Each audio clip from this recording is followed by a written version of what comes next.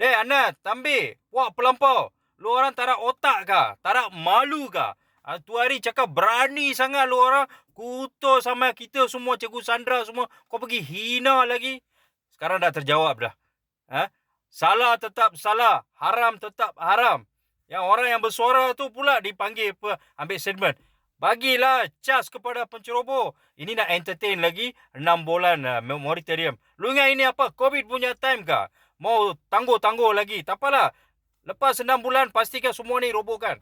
Jangan nak spin. Jangan jadi mesin basuh. Biasa macam ni lah. Kat Malaysia ni, benda yang tak betul tu tin-tin kosong yang banyak, termasuk botol-botol kicap ni, banyak sangat bunyi. Tapi otak tak ada.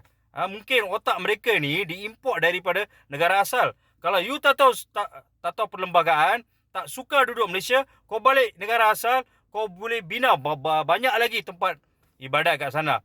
Terbaiklah. Ini aktivis-aktivis dengan peguam-peguam, daripada peguam botol kicap sampai peguam dinosaur ni, memang otak dia diimport dari negara India lah, tak silap saya lah.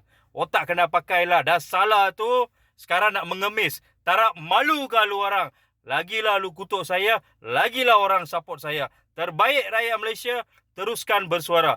Berani kerana benar. Bye-bye.